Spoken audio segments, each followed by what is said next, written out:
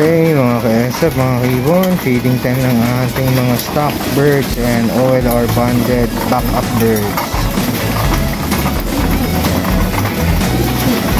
Parang 17 birds itong nandito natin.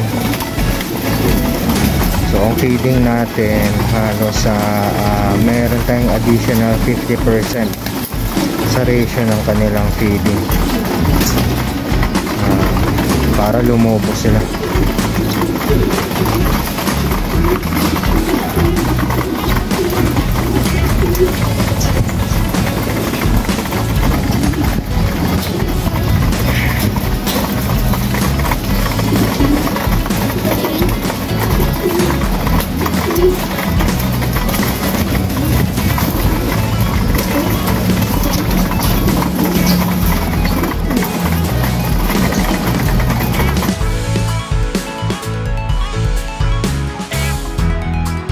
Okay, naligo yung ating mga backup birds and stock flyers.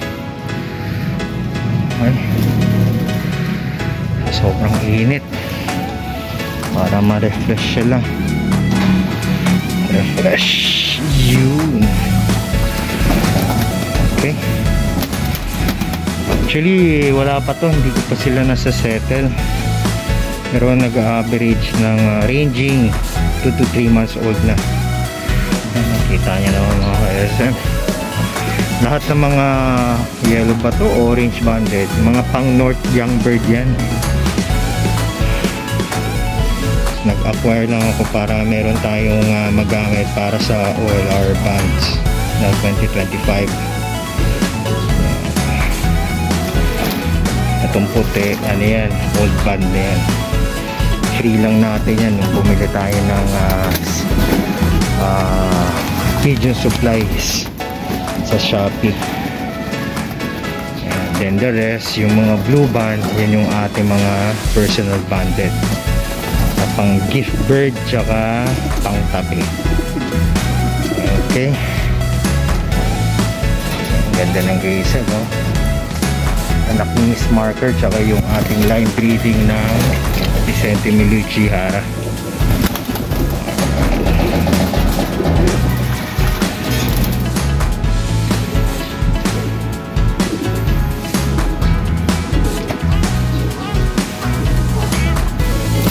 First time yata nilang maligo.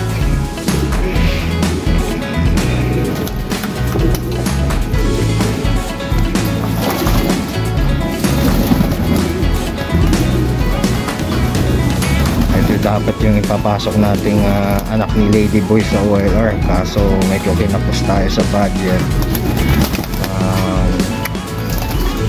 Kung makakahabol sa replacement, pero hopefully no, wala na tayong replacement para tuloy-tuloy na yung ating pag-aabang. Gagamitin na lang natin siya. Bali line breed Lady Boy, may pasok ng Vicente Milucci. Ang nanay neto ay apo ni Maya 54 tsaka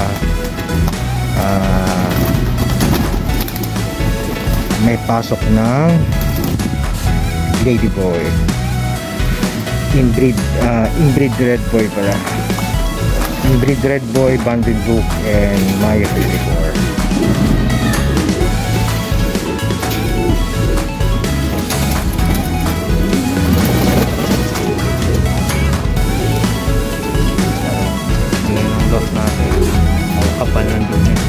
Pero importante sa loob mga ka-SF, mga kibon, dapat dry, dapat hindi basa natin yun. Ito yung mga first and second batch natin mga ka-SF. So far wala akong naging problema, walang nagkaroon ng buluto. Yung ating mga third rounder lang napasuksok, yun ang merong buluto kasi mainit na, no? So kaya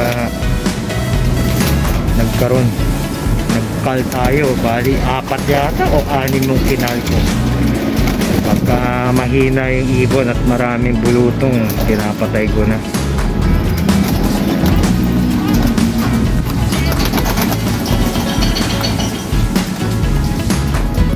There you go. bilaran para ano sila, bilad ng maayos. So the rest, tuturuan natin. Sana wala tayong mawala. At yan yung iba, stock flyer lang para may pampalipad tayo. Sa ngayon, hindi muna tayo lilipad mga ka-SF, mga kibon. Pahinga muna tayo sa ating mga banded birds sa club. Okay. Yan lang. So, buksan na natin itong bilaran natin mga ka-SF.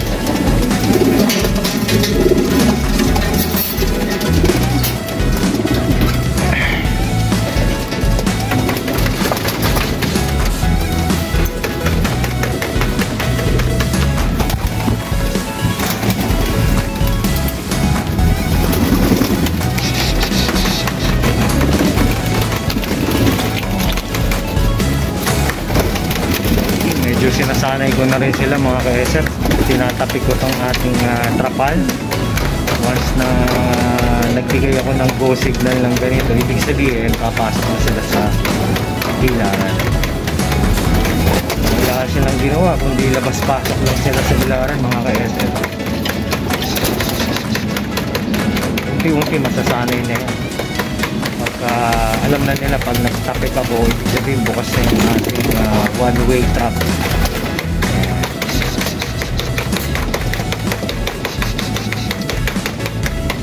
Okay mga kaya sa mga ibon, ibang ibon natin nasa bilaran na.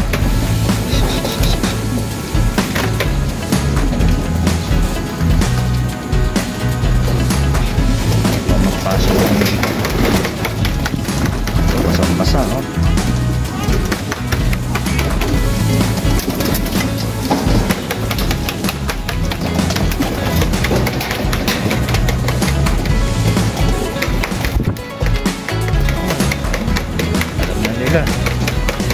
Tatapik ko pagka nagpasukan na sila mga ka-SF sa loob ng bilaran. Yan naman yung time na binababa natin itong hook para matuto naman sila pumasok at hindi sila mailang.